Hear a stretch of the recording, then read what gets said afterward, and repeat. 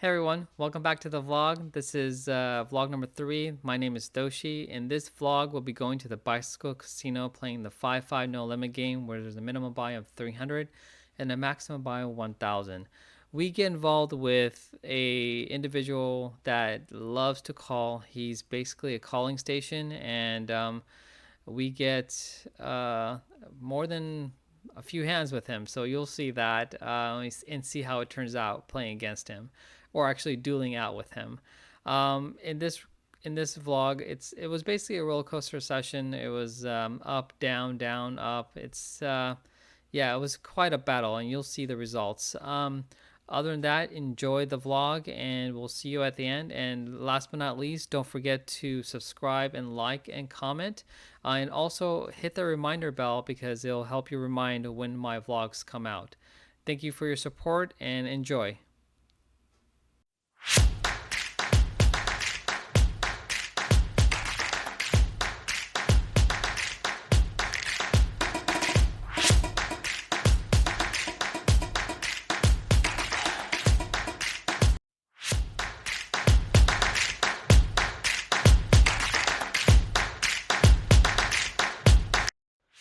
The first playable hand that we see is 8-10 of diamonds, and we're located on the mid position 1. It's a straddle pot, so it comes to me and I go ahead and raise it to $30. The cutoff calls, small blind, big blind, and the straddler calls as well. The pot is $150 and the flop is Queen 10-7. It gets checked around to me and I go ahead and lead out for $55. Only the cutoff calls. Now the turn is a 2 of spades. The pot is close to around $260, and at this point, if the cutoff had anything on the flop, he would have probably raised me. So I go ahead and lead out big for $200 to test him to see where he's at. It goes to him. He gives a little small tank, looks at me, looks at my stack, and decides to fold.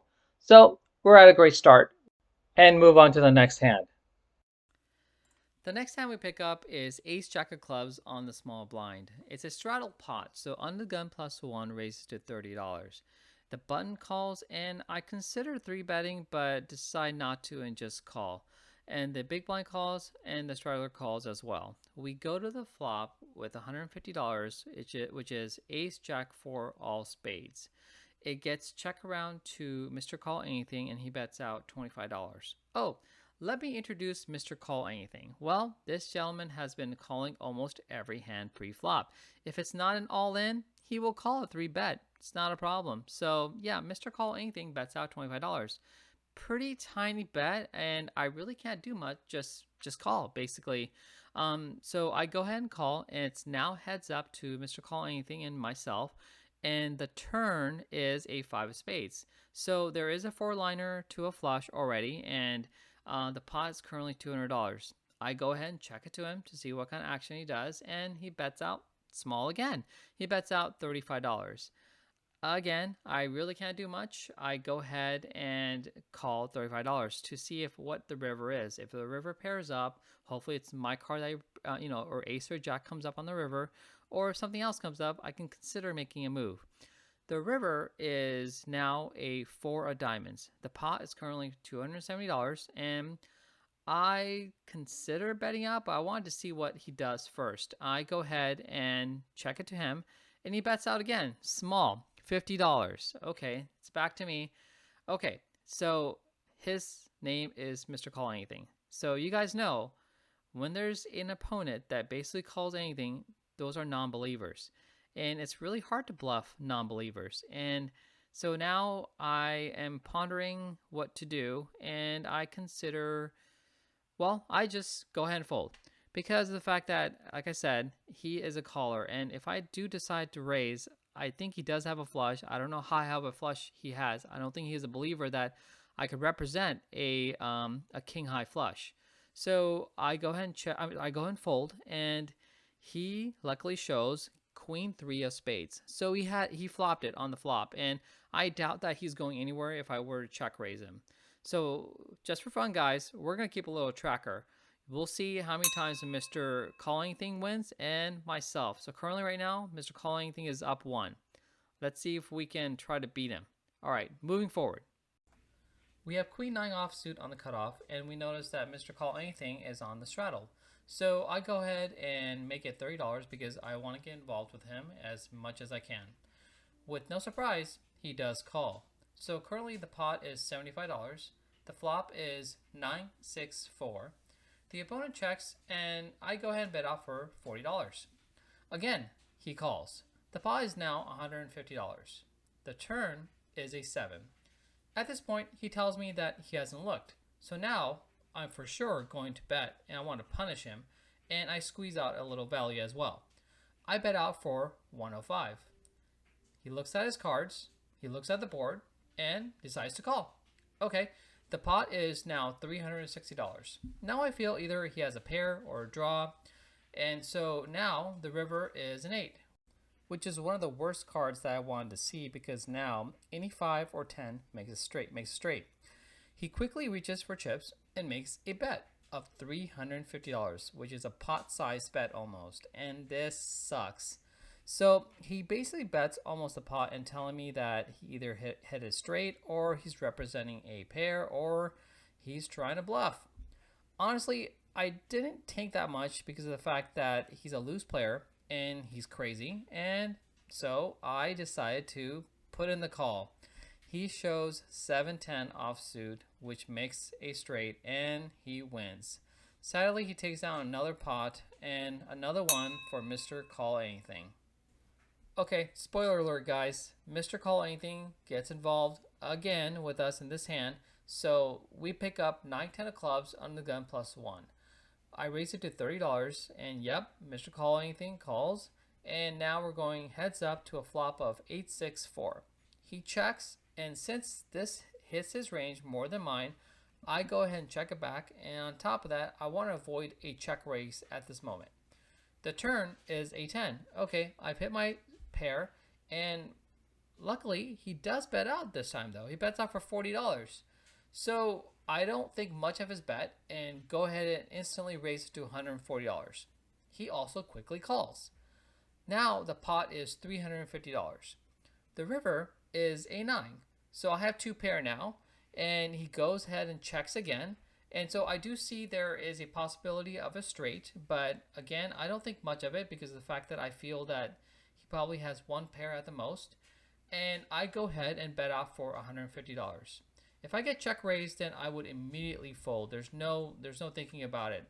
Luckily, it doesn't come to that, and he decides to fold. Let's go. We finally got one through. Let's keep up the momentum. All right, one for us. Let's go. The next time we pick up is Ace-Queen offsuit in the small blind. A under-the-gun player raises to $35, which is a new player. And the mid-position calls and Mr. Call Anything calls as well. It goes back to me, and I go ahead and re-raise it to $165. It returns back to the under-the-gun player, and after a little tanking, he decides to re-raise to $400. It returns back to me, and I don't know what to do because of the fact that it's a new player. I don't know how he plays, and it's a little bit, I don't know, just not great. So I go ahead and make a fold. It might be a disciplined fold or maybe possibly a bad fold. I don't know how this player plays, and I'm not comfortable with the position that I'm at, and on top of that, not too comfortable with having ace-queen offsuit. So I do make the fold, and yeah. Let me know what you guys think when a new player sits down and they automatically raise to something and they're involved in a pod. Do you guys, I don't know, do you guys feel the same way as I do? All right, let me know.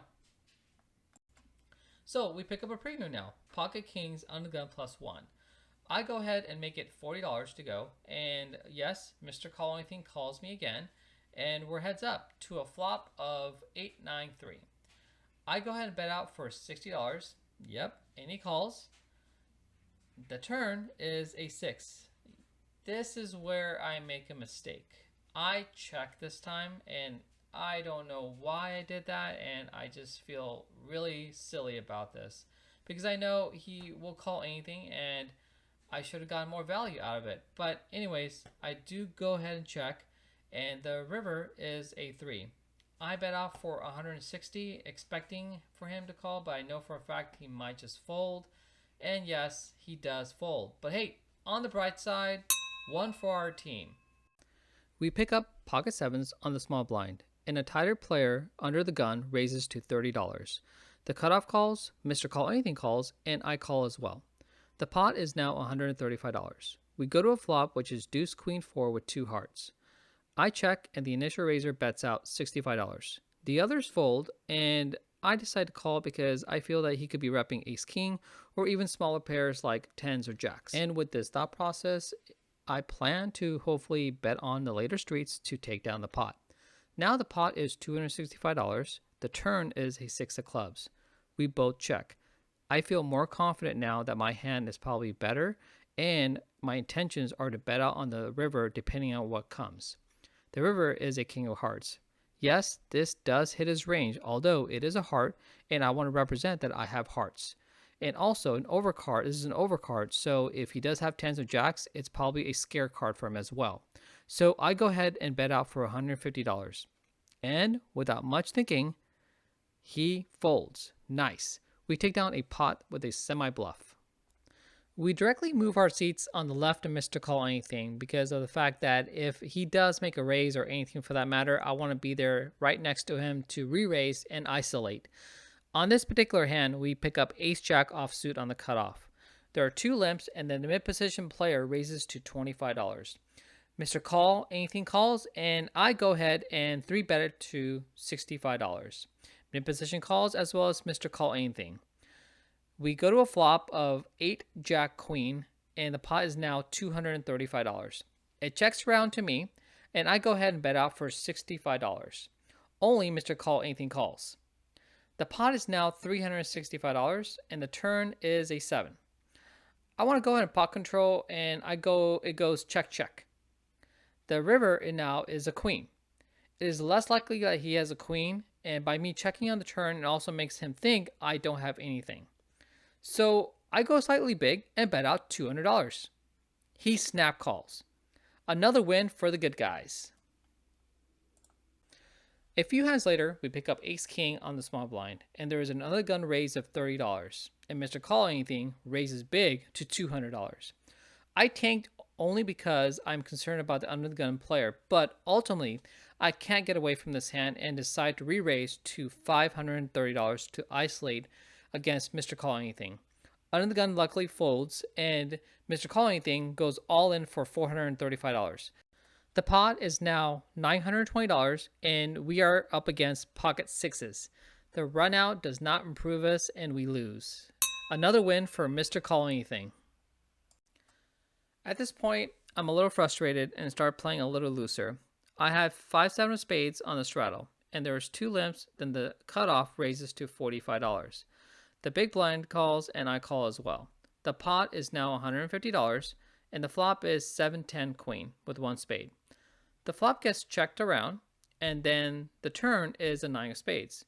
Okay, now I pick up a flush draw, and also I have a pair. I go ahead and bet out really small of $40 and get raised for $200 by the initial raiser. I already sense that I'm in trouble because now King Jack gets there was a straight, or even 8 Jack for that matter, and I really doubt the player has a set. So by knowing this, I go ahead and make the call because I could possibly improve with a flush draw on the river, and I don't think he would pick up on that. So I go ahead and call, and the pot is now $550, and the river is a 7. And without thinking, I go ahead and check. Looking back, I should have considered jamming or betting out large because I knew he had a straight and I wanted to put him in a difficult spot. But again, losing earlier fogged my judgment. After checking, he bets out $350. And again, not thinking, I call knowing I'm going to lose. The opponent shows King Jack for the straight. I have no excuse, but knowing that I played really bad, and even worse, Mr. Call Anything and half the table moves to a bigger game. So the final tally is 3-3 between Mr. Call Anything and myself, but Mr. Call Anything wins because the pots that he won against me were much bigger than the ones I won against him, so he wins this battle.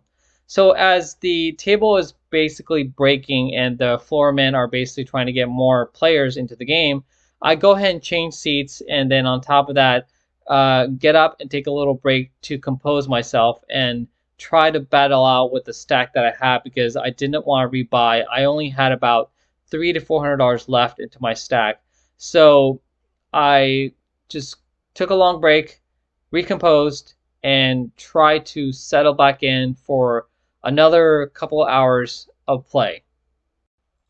After the break, I'm sitting down at a restructured table with new players, and after a couple orbits later, I pick up pocket fours in mid position.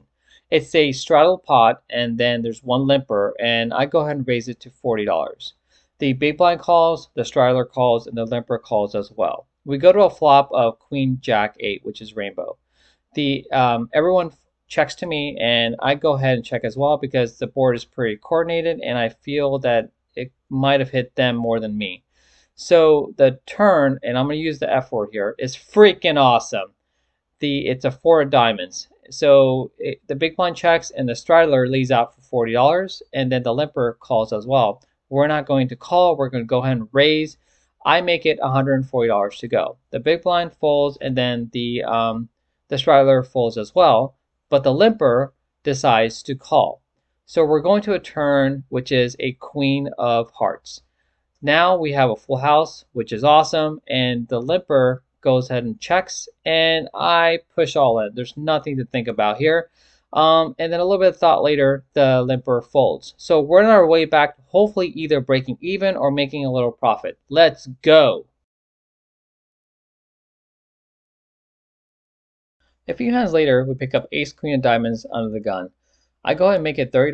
UTG plus one calls $30, and then the button makes it $145.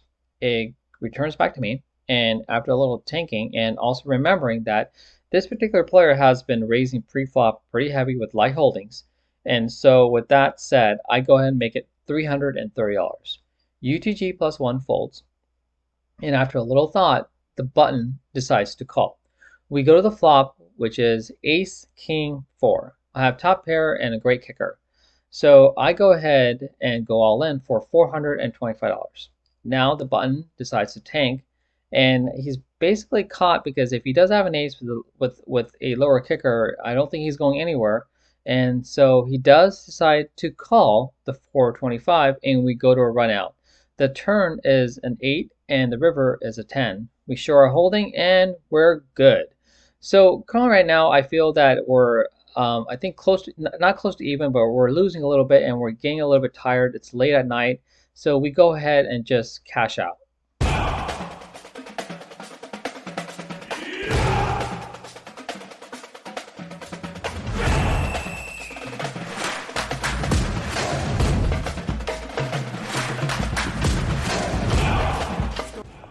Hey everyone. All right, I'm just leaving the bicycle casino. It was a grueling session. I was in for 1800, out for 1675. Yeah, 1675.